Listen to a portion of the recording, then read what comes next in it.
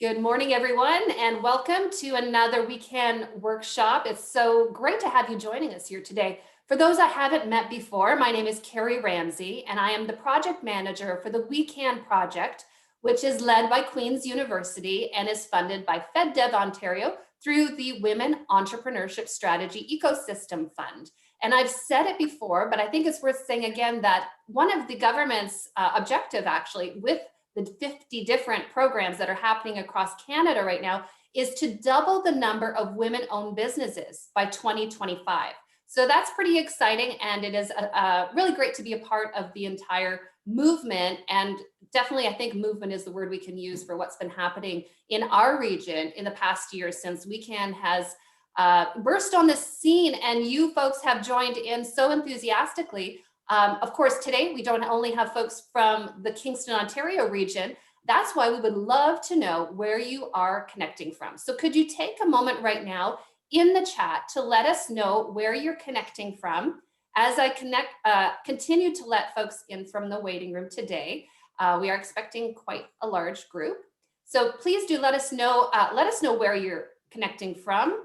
Let us know as well, if you could, what your business is. If you have a business name and you'd like to let us know, by all means, drop a link into the chat and let us know what that business name is as well. We would love to connect in a networking capacity, as well as, of course, we're here to learn today about Google Ads. This is something to affect so many of us.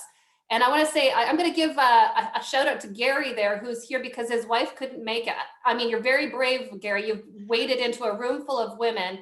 And so welcome to, I think, the sole male in our midst today. It's great to have you. And they actually co-own a business together, a great physiotherapy business in the Kingston region.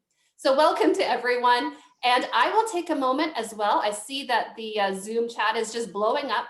Thank you for sharing where you're from today. I'd like to acknowledge that I'm connecting to this workshop from the Bay of Quinte region, which is the traditional First Nations territory of the Huron, the Anishinaabe, and the Haudenosaunee peoples. And I know we take a moment for a land acknowledgement to acknowledge our Indigenous beginnings and origins in all the workshops that we do. That's so important to us. And I was thinking today how to personalize the land acknowledgement today, which again, I think is pretty important. And some of you know, as I've mentioned before, that I was actually born in Winnipeg, Manitoba. So I do get back there often to see family and friends. And one of the things that has, I guess, been created in Winnipeg, which I hope you will all get to see at some point, is I want to get it right, the Canadian Museum for Human Rights. And if anyone has had a chance to see that museum, I've seen hundreds, if not thousands, of museums all around the world. And this Canadian Museum for Human Rights is one of the best I've ever experienced. It is not a tiny museum, it's a large museum. It has an extraordinary section devoted to Indigenous peoples and understanding the residential school system, tragedies that happened. And I think that about 10 years ago when I visited that museum, it was a turning point for me. And I really did start to understand a little bit more, and I hope appreciate Indigenous culture and the very rocky journey that has happened here in Canada, and I'm sure other parts of the world. So I did want to acknowledge that today. I'm actually going to put a link in the chat as well once I let everyone in from the rest of the waiting room to let you know about where you can actually go to that Human Rights Museum online. And right now, because of COVID, they're doing some virtual tours. So it might be a chance for you and your family to experience that. So thank you for those of you who have shared in the Zoom chat where you're connecting from. If you're just connecting, welcome. I know I've been letting a lot of folks in from the waiting room since I've been chatting. But at this point, I would love to turn over the virtual floor to two extraordinary women who have actually delivered workshops for us before. Kat and Jules are here from the Small Social Company in the Greater Kingston region. And today, of course, as you know, they're going to talk to us about Google Ads. And I want to mention right now, as I will in the chat, that today's session is being recorded. So if you would like a copy of the recording, I will drop my email into the chat and you can directly email me and I will make sure that today you have a copy of that recording. So thank you to everyone who has joined us. If you could please take a moment to make sure that your mics are on mute so that when that FedEx truck pulls up and your dog erupts, that unless you're one of the presenters, which we can't stop, But if you could just put yourselves on mute, that will make sure that things go smoothly. Thanks to everyone. Kat and Jules, over to you. Thank you so much, Carrie. That is such a lovely introduction. I wanted to first note on Bell Let's Talk Day and just being mindful of mental health, and that we are also always open to have a conversation with anyone who feels as though they need to talk through something. We are definitely no professionals in that industry, but we are human and we can offer support. And I love that so many of you are tuning in. I'm going to not get distracted by the chat. A little bit about the Small Social. We are a team of 5 experienced, intelligent women. We are dedicated and passionate to the digital marketing world. And we are huge fans of Carrie and We Can and women entrepreneurs and female-owned businesses. We always want to provide support. And Kat took a lot of time creating this wonderful presentation for Google Ads. It includes a ton of screen grabs, tried to keep the speech simple and easy. So I just asked today during the presentation that you stay mindful and present and just listen to Kat and take notes as you want. And then maybe after, if you want to watch the recording, you can go through the step-by-steps to try and set up your Google Ads so that you're not scrambling on the back end. You are more than welcome to place some questions in the chat. I will monitor the chat while Kat is presenting, and we'll answer all questions at the end. And we'll make sure that we have lots of time. And once those questions are addressed, we can also have hand raises or anything else that you would like. We'll answer those as well. And we're super excited to be part of your digital experience journey. Welcome to Google Ads, and we hope that you enjoy. Thanks, Jules. So as she mentioned, my name's Catherine, but most people call me Kat. So if you have any questions or you want to reach out, either or works for me. And like she said, we're going to be covering Google Ads today. Now, this can typically be a very dry or confusing topic, and we totally understand that. We tried to make it so that you can follow along with every slide. And as was mentioned with the recording, it's something that you can have up and then have Google Ads on the other screen and feel confident that you're walking through it and setting it up to the best of your knowledge. So how to be successful with Google Ads. So Google Ads offers paid advertisements which appear in search results on Google with the use of Google Ads or advertisements that appear on other websites through Display Network. So Google Ads do seem simple, but they can be a little bit difficult to navigate, and we're just going to try and take the difficulty down to help you be able to navigate them. And the difference we'll show you in the next slide is Google Ads. Sorry, not in the next slide, the one after that. Google Ads can appear on the top of Google, but they also work through the display network to be on other websites. So what we're going to cover today are your goals, what you want to achieve, where do you want to start, how do you want to get people to your website, what conversions do you want to happen, your keywords. This is going to be the biggest thing that's going to bring people to your website and viewing your ads. The setup, we're going to take you through step A to Z so that you feel confident in setting up your own ads, all the details and the nitty gritty within ad setup and tracking, some tips and tricks that we've learned along the way, and finally tracking to making sure that not only once you've set up your ads that they're working for you and your business and you're not just spending money and you're seeing ROI. So where do Google Ads appear? If you've ever typed any search item into Google, you'll see at the top and at the bottom of Google, there's about a listing, usually about 4 ads depending on the service, and they'll have the dark bolded ad beside them. At the top, it's highlighted there. Sometimes it will be a little green box beside ad, and that's what we're working on today is these different type of ads. I'm sorry, someone just came to my door. So where do Google Ads appear? I'm just going to mute while he barks for 1 second. Sorry, guys. I think that they're actually knocking at Kat's door.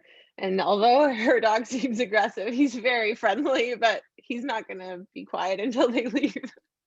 We can see him in the background. He's checking Yeah. things out. He's very protective, but he's a suck. Okay, so I think he's over it now. So they appear at the top and the bottom of Google. And if you're using display ads, which we're not going to cover today because display ads take a lot more of a setup and there's just more detailed. They can appear on different websites that have ad rollers. So say you go to the Kingston Wig or CNN, you'll see different ads appearing there, or even ads on YouTube. So those are all set up through the Google platform. So is advertising on Google right for my business? The short answer and the simple answer is yes. Most people are not sure if Google ads are right for their business or if they're going to be effective. You can waste a lot of money on Google ads, but we're going to show you how to be successful with this. Google ads will work for almost every business. Now, there's just a few that Google is very picky about, and that's just like the drug and alcohol industry. And other industries, they're more mindful of different rules and policies. So you just have to make sure that you're following the Google policies. They'll let you know if you create ads that don't fall in line with them, and then you just have to adjust them before you can publish them. So as much as you think Google is this large entity, they're always going to be reviewing your ads to making sure they follow their procedures. And you can also double your return on investment with the proper setup and execution. So before you set up your ads, I want you to think about your goals. And this is about anything with your online marketing. Before you build a website, before you start your business, what are your goals? So what do you want your customers to see on Google? Where do you want them to go on your website? How are they going to take action? What service and products do you want to sell? Do you want to sell everything, all your different items, all your different services? Who's your target market? What areas are they in? Their age, their demographics, different things like that. And then your service areas, do you want to be as large as across Canada, or do you want to be as specific as a postal or zip code? And then what do you want to achieve from running your ads? So these are different things that you should be mindful of and looking at before you even decide to open Google AdWords. And then the next biggest thing, which is the biggest kind of behind the scenes proponent of Google Ads, are your keywords and your keyword research. So you want to start by making a list of keywords that you think people are going to be typing in before you even begin planning or jumping on Google AdWords. So if you were an Airbnb, a bed and breakfast, a hotel, you could type out, or you can make a list of words like hotels in Kingston, places to stay in Kingston. If you're a clothing store, it could be women's t-shirts, different things like that. So you're going to want to write out a list. And what I would suggest is writing out a list based on each service or product that you specifically want to advertise, because that's how it's going to be set up later on. The right keywords can get your ad in front of the right customers, and the Google Keyword Planner, which we're going to show you, is here to help. It's not all going to be just your list. It's going to be taking that list to the next level and helping you understand how that will benefit your ads online. So we use the Google Keyword Planner to research our keywords, and it looks like this. So you're going to go to Google adwords.google.com. I don't encourage you to do it now because you will all get the recording. I'd rather you listen, absorb it, and ask your questions. And then later on, when you have the recording, sit down with this beside you while you're creating your ads. So then you can either explore and discover new keywords and get search forecasts. So once you're on the website, this is what it's going to look like once you've created your account. And so, like I said, you have the two options. So you can either discover new keywords. So this is where you start with keywords. So you're going to take a few of those keywords from your list, enter them in, type in your geographical area, or you can start with your website, and then Google's going to find some keywords for you. So we'll show you what those both look like. So if you start with the keywords, you can see at the top, there's Kingston, Ontario, my language, my search networks, and then all the keywords are listed here that I thought might work. And then you can see it's split by the keywords I've provided and different keyword ideas Google's giving me. Now you can see the average monthly searches. for each of those keywords, if the competition is high or low or medium. So, you know, something like clothing store in Kingston, well, that's going to be competitive. What's my top of page low range bid and what's my top of page high range bid? So each click, I might be spending anywhere from 62 cents to $1.65 for the keyword clothing store. So those are different things to be mindful of. Now, that's not all like just straight how it will be. Sometimes you might not spend $1.65 on clothing store. If less people are bidding on it during a certain time, it might cost you less than that. So it's very fluid and it fluctuates, but just something to be mindful of. You don't want to be bidding on a keyword that's going to cost you $12 every time someone clicks on it if it's not a service or a product that gets that ROI. If you're selling something that's worth $5,000 and your conversion rate's high, well, then that's great. But if you're selling a product that's less expensive, then that's not going to help you out. Now, if you start with a website, this is what I recommend if you're really unsure where to start. You just put your website in and Google's going to give you a list of keywords. So I picked a clothing store that's local to Kingston. And as you can see, a lot of the keywords that are coming up are their business name, like Fancy That, Roundstone. So we recommend being mindful of your business name within your keyword list. However, it's one of those things that, you know, if people are typing in Fancy That Kingston, well, they're probably already coming to your website anyways. So now you're paying for them to come to your website when they were already coming. So it's kind of one of those things, depending on how many other people are advertising for your name, your business name, which is legal, is depending if you want to put that in. But other things like shoe stores in Kingston for 97 cents a click, if I'm setting up my ads properly, I think that's super beneficial. So there's different ways to look at it. Now, I don't let Google do any of the legwork because Google's in the business to make money. So if you let Google do everything, you're going to be spending a lot of money and you're not really going to be sure where it goes. And then you're going to be more confused than when you started. And that's like, just like the Google program makes a very simplified version of Google Ads called Google AdWords Express. And what they do is they just ask for your website, your service area, they create everything, but it ends up costing you triple the amount of money and there's very little success from it. So the less you leave in Google hands and the more you do on your side of setup, the more ROI you will see. So once Sorry, Kat. Sorry, I would just want to interrupt because Gary had a really great question in the chat. And while we were on the keyword slide, I just wanted to touch base on it. His question was, is there a limit on the amount of keywords, the best formatting setup for the keywords? So I know that there are specific rules for ad extensions and content, but if you could just touch on the keywords for portion. Right. No, it's a great question. So there's no actual limit on the amount of keywords you can put in for a specific ad group, which I'll show you how it's all set up later on. However, you can have 10,000 keywords, but you may only have 20 that are being clicked. So Google's always going to test out everything in the beginning and see which is bringing you the most impressions, the most clicks, the most views on your website. And you're going to see that a lot of keywords might not be as beneficial. It's great to start with a bigger list and then refine your list as you go. Another thing that Google's going to do is it's going to tell you each of your keywords, if it's a low search volume, if it's not relevant, your quality score, again, which I'll explain later on. If those things aren't meeting Google standards, then those keywords are not serving you any value on your list. But again, it's all going to be continued monitoring your list. And then once you've completed your research, you want to keep a running list of keywords you're using and interested in. And that's what we're going to use to set up the backbone of your ads. Again, as I mentioned earlier, the way Google AdWords is set up is it's based on ad groups.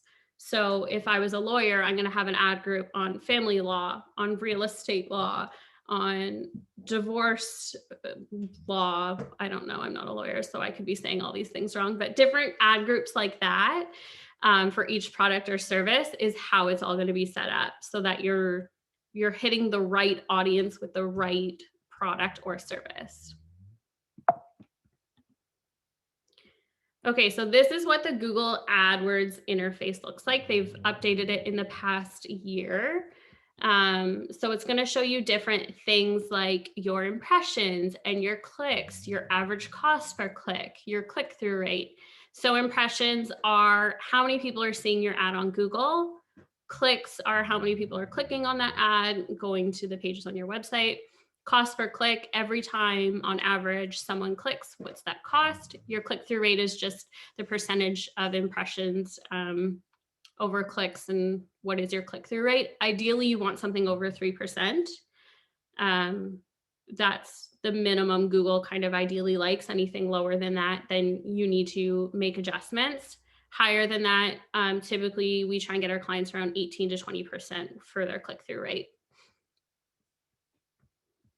And then it'll show you other things as you scroll down. So it gives you a good idea of how many people are clicking on your ads, what are their demographics, their gender, the time of day they're clicking on your ads, the day of the week, what device are they coming from? Are they coming from mobile? Are they coming from desktop? Are they coming from tablet? We see a lot of people coming from mobile devices for the ads. So then I go and look at a mobile website. Is this compatible for someone clicking on an ad to want to take action? Those are all the different things you're going to want to look at. So ad setup 101. So once you have your keyword list, which will break down each of these 4 steps, you're going to set up a new campaign. You're going to select your goals, select your campaign type, and enter your website. So that's step 1, and I'm going to walk you through each 4 of those. So you're going to want to select a goal.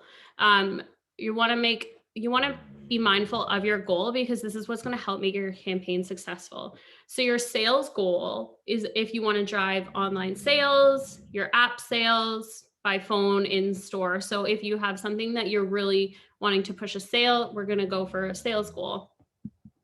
If you want to get more leads, you're going to click something as a leads goal to take conversion on your website. Web traffic is kind of self-explanatory. You just want to bring brand awareness to your website. Product and brand consideration. So this is encouraging people to explore your products. However, the difference between this and website traffic is this is exclusively for video, which takes a lot more setup to have video ads. Brand awareness and reach. Again, it's similar to website traffic. You want to extend your brand awareness. However, this is specifically through display ads, so it's picture ads only. App promotion is self-explanatory. You want people to download or purchase your app. And local store visits and promotions. This is a hyper located, specific to your physical location to take action within your store or the promotions you're running, which isn't as beneficial right now as, well, depending where you are, depending on your lockdown situation. Local store visits might not be ideal. We would encourage you to look at sales, leads, website traffic, depending on your goals. So once you set your goal. Sorry, Kat. Yeah. Gary's question again was just slide relevant, so I'm going to interrupt if that comes up. Otherwise, general we'll take in at the end. His question was, what category would driving customers to your booking site fall into? He imagines website traffic, but can you confirm? Sorry, say his. So it says driving customers to your booking site, quotation. I would say leads, because you want them to take a conversion on your website. So you're wanting them to take a very specific action in booking. So that would technically be a lead. If you want it to be more broad, then you can choose website traffic. However, I would personally pick lead on that option. Okay, so once you choose your goal, you're going to pick your campaign type. Again, what we're covering today is search ads, which is the text ad that appears directly on Google. There are also display ads, which run across various websites, shopping ads, which you may have seen the products on Google, video ads, which you can engage viewers on YouTube and different websites, and then discovery, which you may see on YouTube, Gmail, across different websites. So the other 4 take a lot more of a different setup, which if there's interest, we can potentially run something in the future to show those. However, like we mentioned, Google AdWords is a very detailed program, and we'd rather you start with search and feel comfortable there first. So once you've clicked your campaign, your goals, everything like that, it's going to come to this page, and you say you've clicked your type of search and your goal is website traffic. You're now going to set your campaign name. And typically we just recommend putting your business name as your campaign name. Your ad groups is where we're going to want to get more specific and detailed, which we'll show you in the next slide. And where do you want your ads to appear? So search network or display, search network being Google. Next is targeting your locations. So you're going to enter any location of areas you want to target. You can target by country, by province, by city, by postal code. I highly suggest you being as specific as possible, just because you might be saying, well, I can sell to all of Canada. However, that's going to be a lot more expensive than the areas if you just say, well, I really want to grow in Vancouver, or I really want to grow here. So when you start typing in locations, you're going to see, for example, Kingston, your reach is 277,000 people. It's just rough estimates. If you click advanced search, you're actually going to be able to see your location on a map. So you might see, I'm going to enter Kingston, and then I'm going to enter Napanee, but Odessa is not being covered. So I'm going to have to either enter Odessa or find a postal code that covers that area.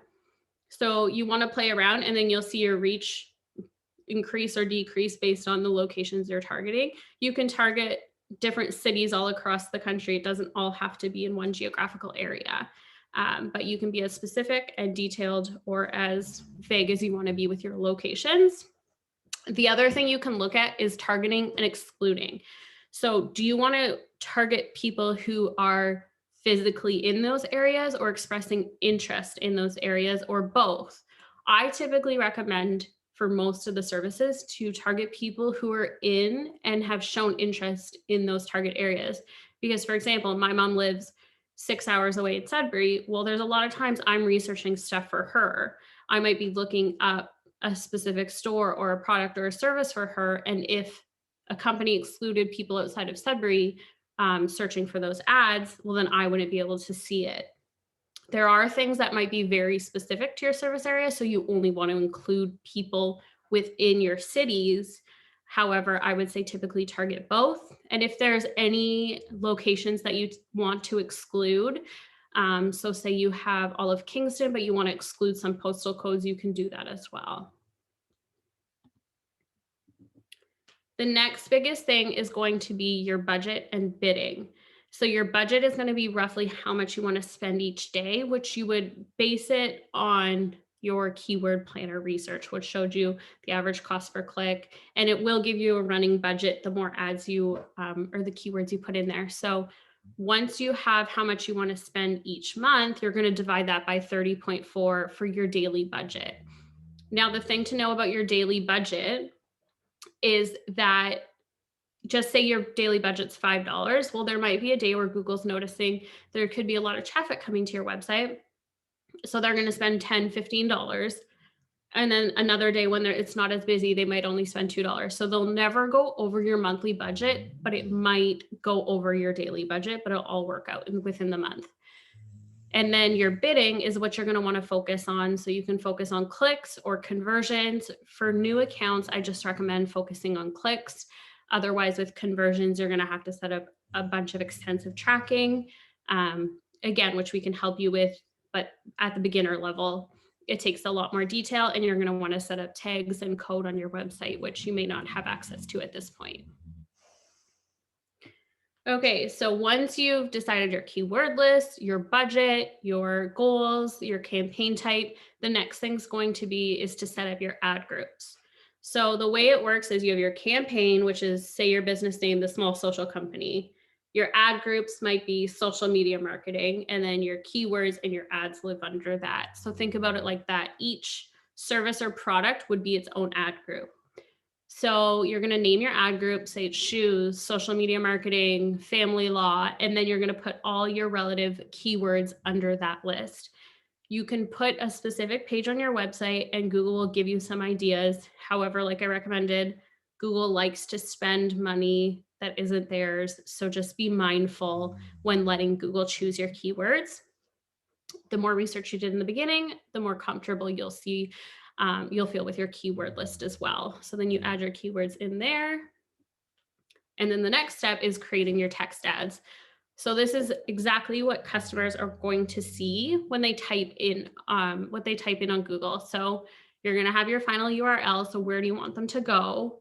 I typically recommend not sending them to your homepage, because if they're typing in something specific, if you had an ad group for social media marketing, why am I not sending them to a page on my website specifically about that if that's the product or service they were looking for?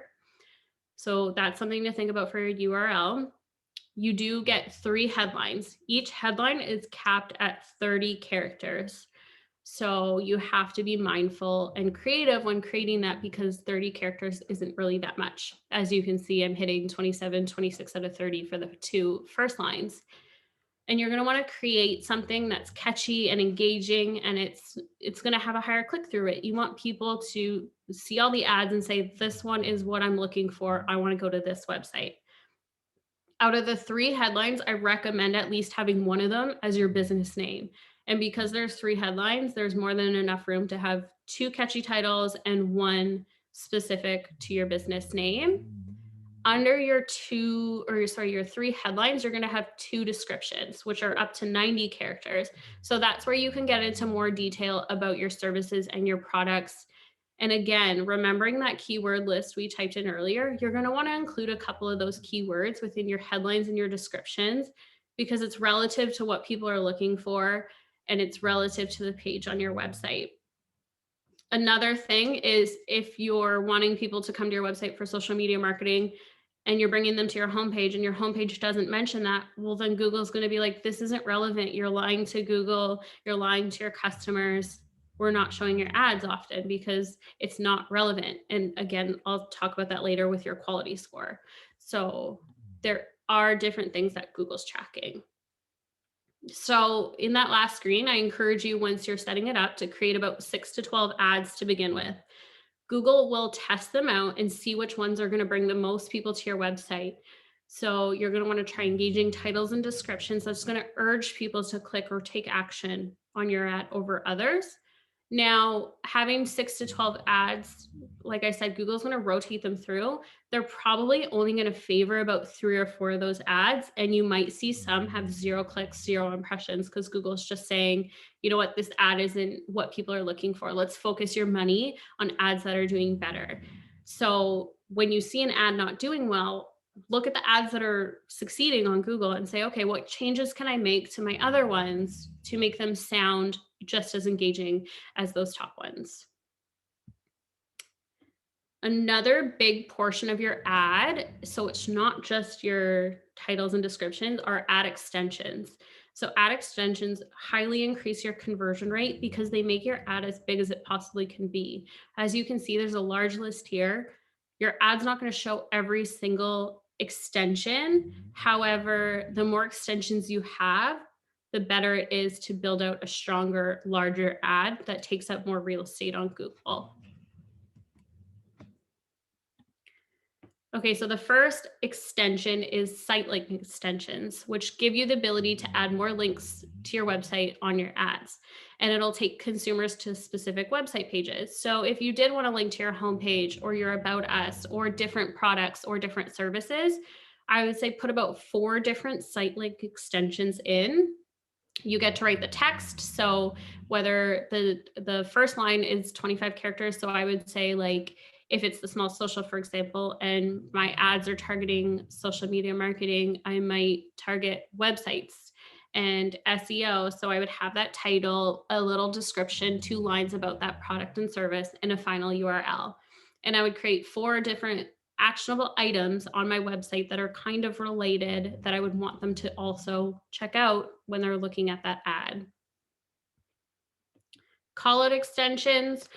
This is where you can promote unique offerings to shoppers. They're not clickable. They're just little text boxes that also live under your description. So it could be 12 years experience, free shipping, 24-hour customer service, rated #1 in Kingston, different things like that that give you the benefit, the awards, your different features that'll also encourage people to want to go on your site over others.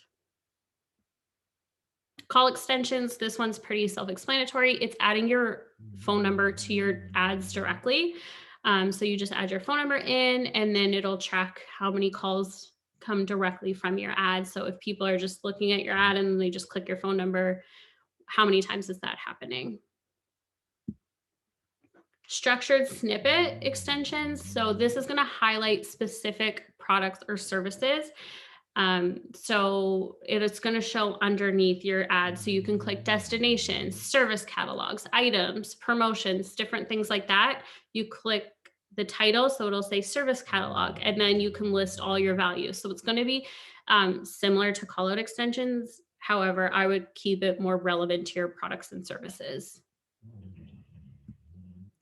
Your app extension. So this one might not be as relevant for everybody. It's just if you have an app and you want to encourage downloads directly from your ads, then you would put your ad platform, Android, iOS, put your ad or your app in, and then people can directly download it. Lead from extension. So this is actually a new feature on Google Ads. So it's a lead form that generates leads by people submitting their information in a form directly on your ads. So this one I'm kind of 50-50 about. I'm not 100% sure about it yet because people are sending you their information. However, they're not going to your website. So if there's more you wanted them to see other than just getting their information, then they're going to miss all of that. But on the flip side, then you have that dedicated lead that you can contact, and it's a touch point where you can reach out to them and educate them on all your services. So like I said, it's in beta, it's new. Google's still testing it out to see how it works. So there might be adjustments to this one in the future. However, you can create up to 10 questions and have people send you their information directly from the ad without going to your website. Message extension. So these are automated extensions that can give you more chances to win new customers. So what happens is you can have it as either an email or a text message that comes through, and you put your information in, and then they'll be able to send you a message directly to your email or your phone from your ads. So you will see that there's the default customer message and auto reply. So you would type in your own custom default message that they would be texting to you, the auto reply they would be getting, and then you would start having that organic conversation. So if you want it to go to your email, or if you want to be more responsive and have it as a text message, you can have people message you directly from your ads as well. And then there's promotion extension. So these are monetary discounts, percentages. You can click a start and end date for each of these promotions if you're running online. So if you have a product or service that's 20% off for the month, or you have shoes are on sale, different things, spring sale, different items, you can put the item, the final URL, the promotion, the details on every order, on orders over $150. Maybe it's free shipping, different things like that. And the nice thing is setting that start and end date, just because if you're busy, we all know how business owners get, say it's till January 31st. Well, say February 2nd comes around and you forgot to turn it off. Now you have people taking advantage of the promotion that shouldn't exist anymore. So I would always recommend making sure you put your end date in. There's also price extension. So this is similar to promotions, but just your regular price. If you have products or services you want to showcase the exact price of, you put the item name, the price, and link to it directly in the URL, and they can go directly to that product or service. And finally, there's location extension. So this actually integrates with your Google My Business listing. So making sure you have access to your Google My Business listing and the information's up to date. You put your email in, it'll give you your listing, and it'll match it up with your ad. The benefit of this, as apart from having to directly type in your location, is if anything on your Google My Business listing is updated, it'll automatically update on your ad. So it'll show your physical location on your ad as well. So those are all the ad extensions.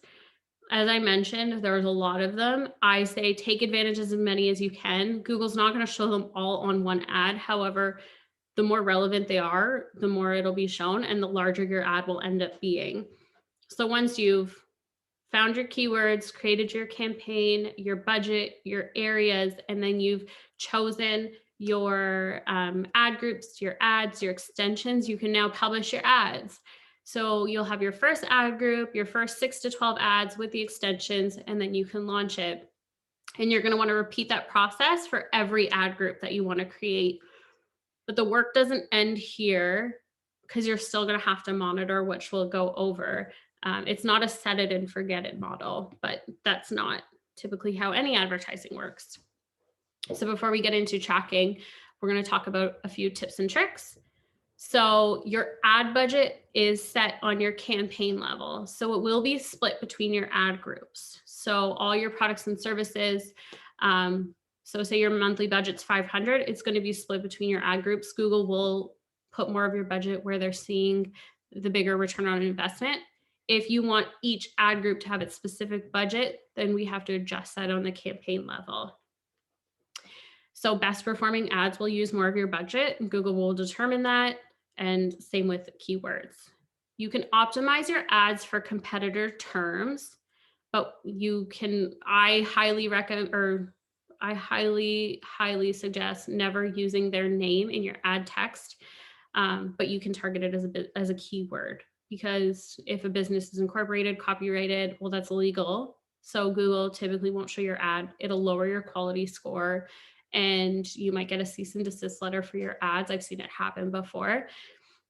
However, you can target a competitor's name as a keyword. So if I own a flower shop and I type my competitor's ABC flowers and I put that in as a keyword, someone types ABC flowers, my ad for Catherine's flower store can show up, and they might go to my website over ABC flowers. So that's okay, but don't put their business name in your actual ad text. Your quality score is something that I highly recommend monitoring once your ads are live. It gives you a score out of 10, and it'll say, okay, this ad's a 9 out of 10, because you know what? It's great keywords. The ad is wonderful. It has the right keywords. It has the right wording, but it's also sending me to a relevant spot on your website that talks specifically about these services. So as much as we think Google is this large beast and it's all automated, nobody's tracking this, they have so many algorithms in place to see if your website content and the pages you're telling people to go to are actually relevant for the ads you're running, and they're not fake, and you're not lying to consumers to be on top of Google with paid ads. So if your ads quality score is a 1 or a 2 out of 10, there's a lot of adjustments you either need to make to your website or your ads to improve it. And Google's not going to show your ad as much if your quality score isn't there. And another big thing to look at is it's not just about your ads, it's what's your landing page on your website look like? What are your CTAs? If I'm, again, the small social, and I'm sending people to a social media page on my website and it's just content, I don't have a CTA, I don't have them taking action. Do you want a free ebook? Do you want to contact us? Book a time in our calendar? Check out these clients, here's some testimonials. What am I telling them to look at beyond the content on my website? How are they going to take action? Those are different things you're going to want them to do. Now, if you're a store selling a specific product, clothing, different things like that, it's a little different because you're going to make the sale there. But if it's lead based, how do you want to capture your lead on your website and convert them? You can use responsive search ads to boost click-through rates. So if you think back to the spot where I said you can have 3 titles and 2 descriptions, Google will also give you sometimes an option to add 10 titles and 10 descriptions, and they're going to rotate the titles and descriptions that they think will work best. So you're leaving Google to do some of the legwork.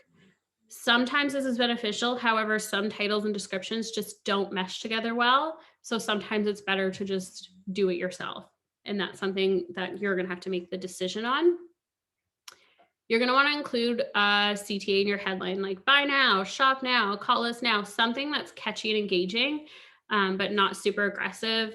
Google will not approve your ad if you have too many exclamation points. If you have all capital letters, if it's like free, shop now, exclamation point, they're not going to approve it.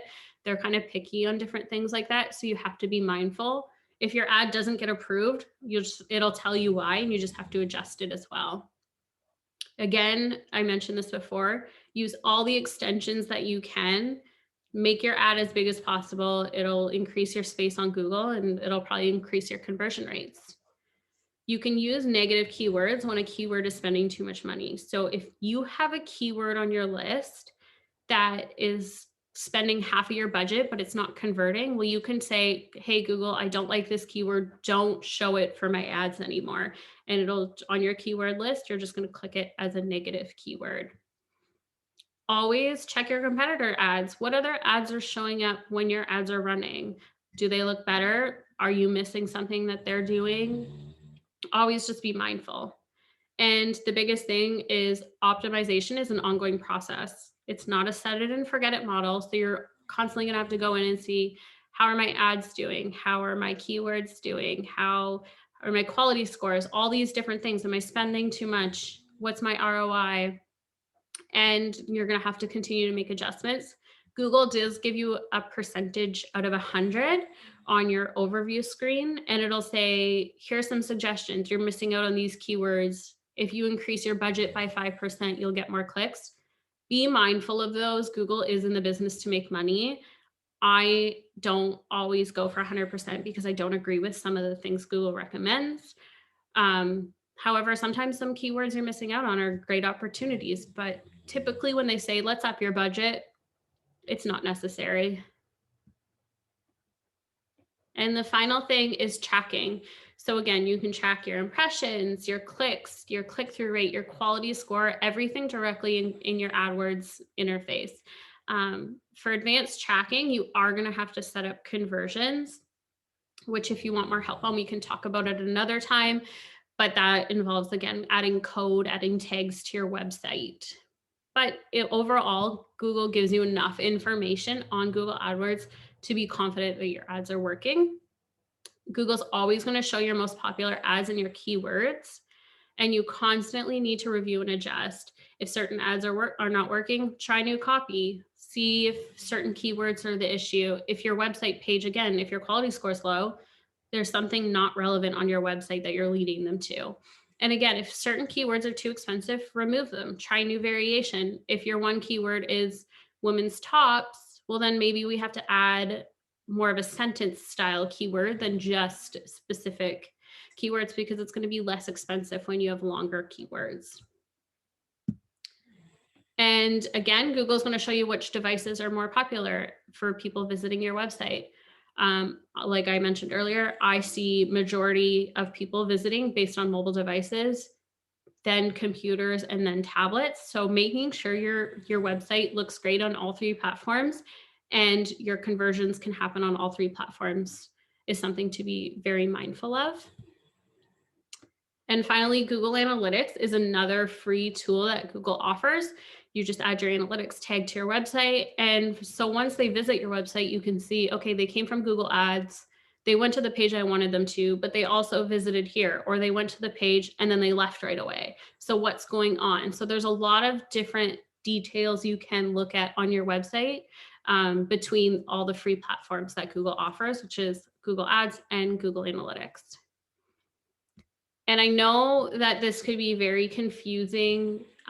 However, if you have this presentation recorded and you're walking through Google Ads, you will feel confident in setting up your first ad group.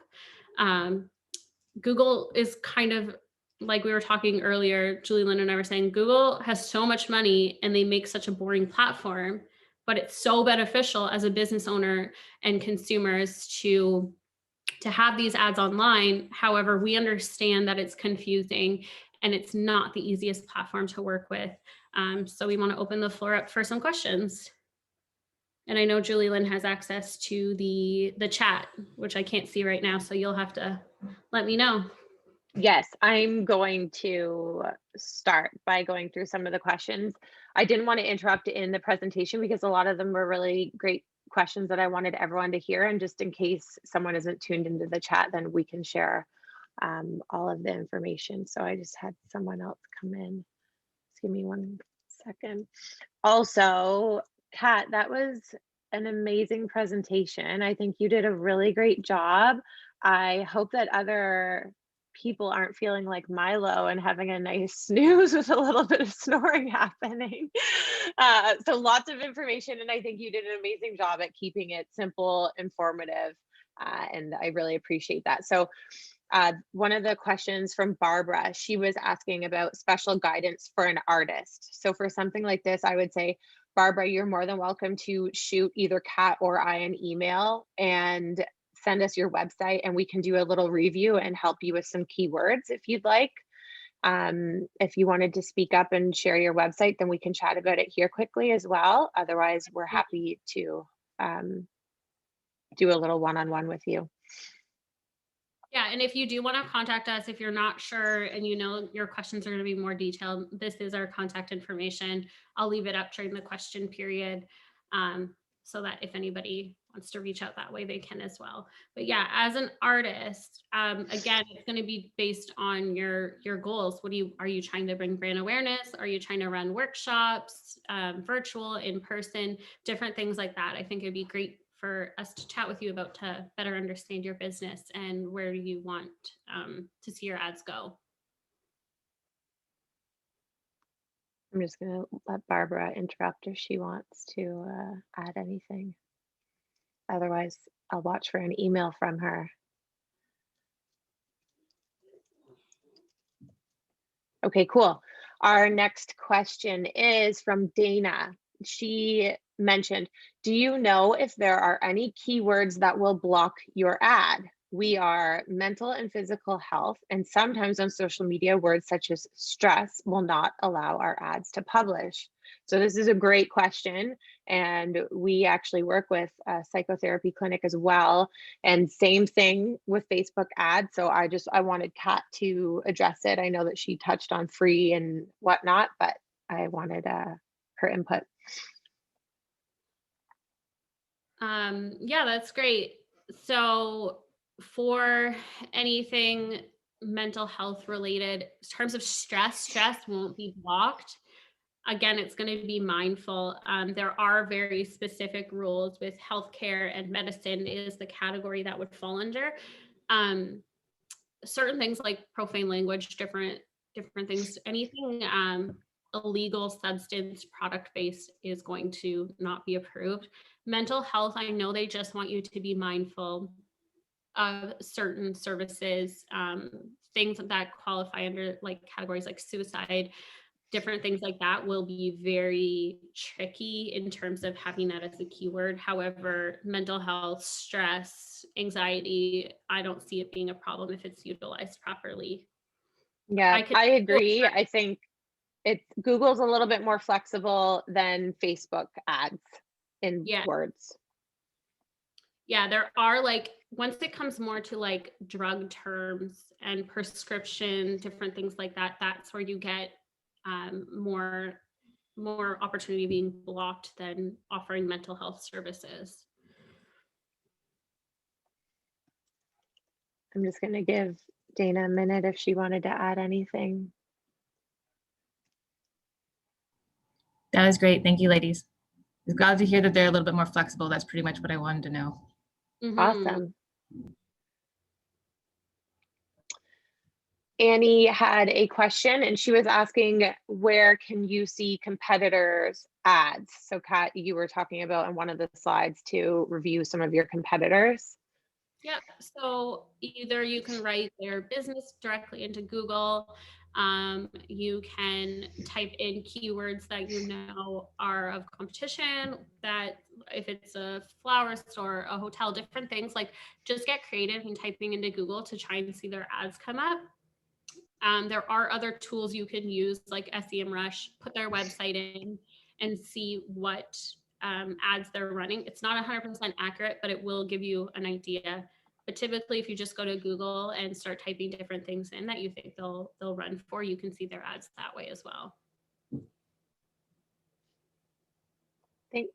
I'll let Annie chime in if she would like to add anything.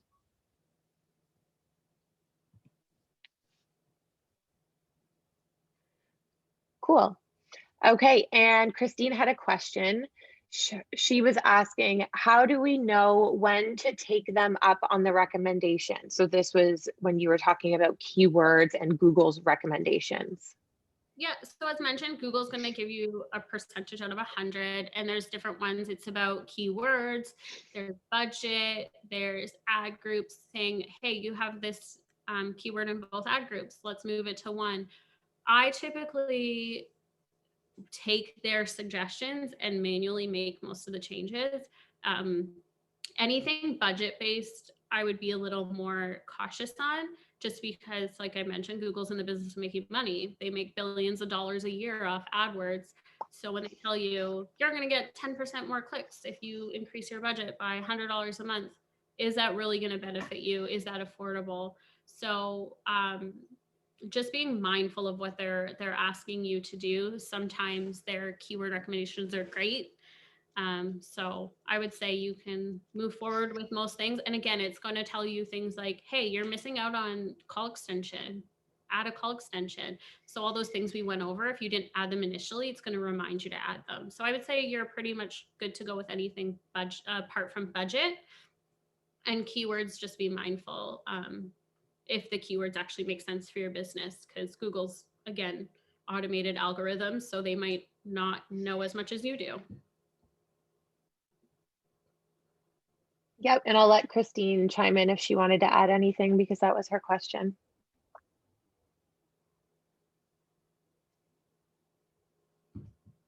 Cool. Okay, and I saw that Carrie also mentioned if you don't feel comfortable asking a question or you want a little bit of one-on-one support, just feel free to reach out to Kat or I, and we're happy to hop on a quick call with you or answer any questions as well. So don't feel like this is the end and goodbye forever. We're more than happy to show you support outside of this workshop as well. We have another question from Sheila that came in, and she was asking, what is the time investment per day, per week? Are we checking this every day, every week? Are reports sent to you automatically? And if so, how often? That's a good question. So I would say in the beginning, the setup is going to be front heavy, walking through all this, setting everything up. I would set out maybe half a day just to make sure that you're doing it all right. After that, because it's your advertising budget, and if you're new to this, I would say looking at it in the beginning, at least weekly, maybe for half an hour, just reviewing all the data. And then from there, you can move to bi-weekly. If you feel confident that they're running strong, you can move to monthly. I typically go in once a week with clients and just review, making sure things are working properly. But again, depending on the ads, if it's more brand awareness, well, then you just kind of want them running in the background. So it's not as crucial. But if you have any sort of lead promotion sales, and the sales are going to change on your website, well, then you need to go in and adjust your ads. They do not send you automatic reports. You can create an automatic report in AdWords to send to you monthly. I haven't found their reports to be that beneficial. I find logging in, looking at the overview screen, seeing how everything's going, and then adjusting from there. The biggest thing I recommend you looking at are your keywords, because Google's going to let you know if a keyword has a low search volume, a low quality score, it's not beneficial. So making the adjustments based on that. Awesome. Thank you. I will let Sheila chime in if she wants to ask anything additional. That's perfect. Thank you very much. Awesome. Our next question is from Vivacious, and they were wondering, which is better to run, ads on Google or Facebook, Instagram, which is a pretty loaded question and very dependent, but I think we could just give a little bit of feedback. So that's, yeah, definitely a loaded question. Ideally on both, but again, depending on your product, your service, remembering that Facebook typically is the least expensive platform to advertise on. So sometimes if you don't have a lot of advertising dollars, that can be the way to go. But sometimes more of your traffic comes from Google. So you kind of have to know where your traffic's coming from and how you want to target people. It's kind of tricky to say whether you should advertise on Google or Facebook. Ideally, both. Again, it's really dependent on your budget, your audience, and how you want people to interact. On Facebook, you can have a visual ad, so maybe that's what you need to make the sale. However, if someone's looking for a very specific service, are they going to go to Google, or are they going to go to Facebook? If I'm looking for a lawyer or a chiropractor or a physiotherapist, I'm probably going to go to Google and search there. So I would want to see an ad there. If it's maybe a clothing company, I would ideally want ads on both. But if it's something like, for example, the Small Social, we advertise on both because we know we're building brand awareness and educating people on Facebook about our services. And then they might go to Google and want to contact us. And then that's how they'll see us, is through the ads. So they can work together, but there are certain businesses that might work best on one or the other. Yeah, I agree with Kat. Usually our first question to clients is, where is the number one place people are looking for your business or your product? Are they scrolling through their social feed, or are they typing something into Google? And right there, that should let you know where you should put your initial advertising dollars. And of course, Google Ads is going to be a little bit more expensive than Facebook advertising. So again, if you don't have a large budget or you want to test out some paid ads, Facebook and Instagram is easy, simple, not easy, but more simple than Google Ads and a little bit safer. Did you want to add anything else? No, that's a good understanding. Okay, cool. And we have a question from Jessica. Do you have any advice for someone who manages the digital marketing for a number of companies, organizations? In terms of Google Ads, you can run all of your clients under one interface. Each of them have their own campaigns, their own ad groups. It's great. Google makes it a great platform to manage multiple accounts, as we currently do at the Small Social. However, you have to treat each business and each brand as its own. So when you're reviewing, you're not reviewing all the keywords at once. You're looking at each brand, each product, each service. So however the platform is set up to manage multiple accounts, you have to monitor them each individually. Jessica, did you want to add anything or ask anything else?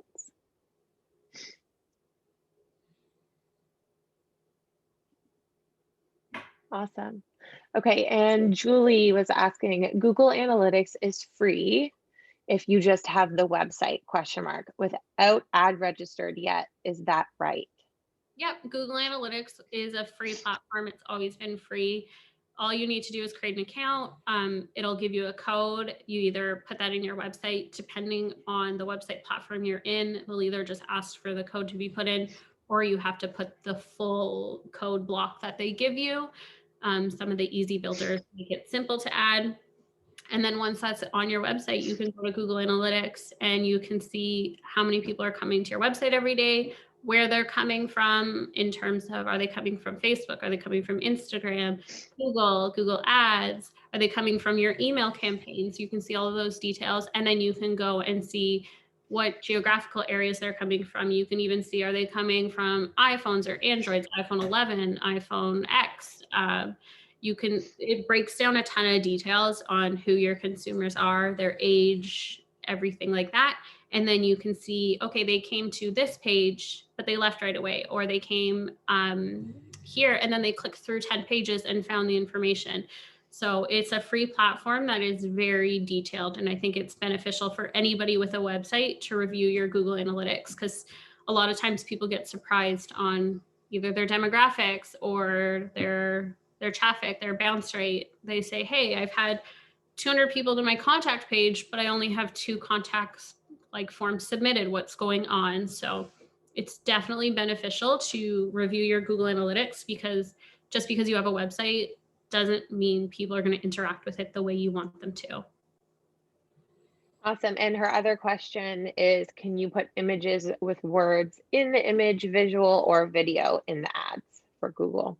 Yep, you're going to want to put images and text on your display ads, because they're going to display with the text and the visual. And Google has very specific sizing. So if you do select display, it's going to give you the most common sizes, and you're going to want to create a few variations in those different sizes. Thanks, Kat. Julie, if you want to ask anything else, you're more than welcome to.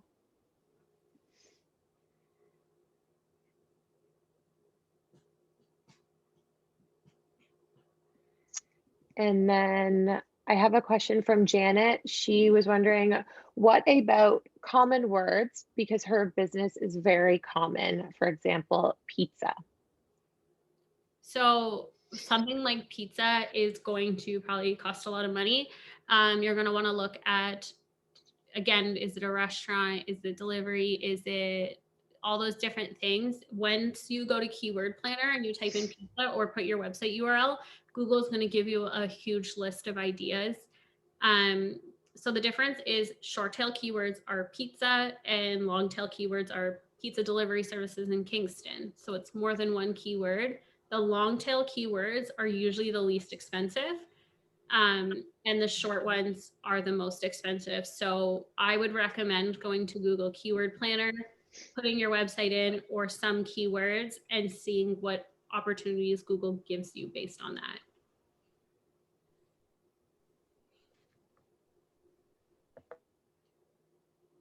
Awesome.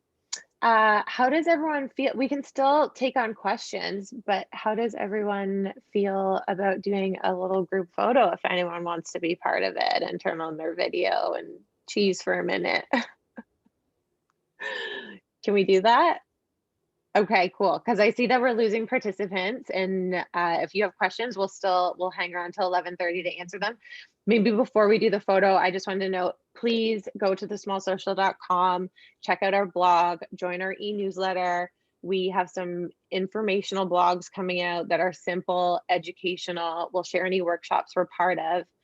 Reach out to us if you have any questions. We're here to support you. And we've also discussed an upcoming workshop in SEO in April with Carrie and the We Can program as well. So watch out for that. And I believe that Kat has to stop sharing screen so that we can do a photo. Is that right? Maybe. I'm not sure if you have to Okay. take a couple in order to get everyone on the screen. That's my only, unless you can, I think that's the maximum we can do, right?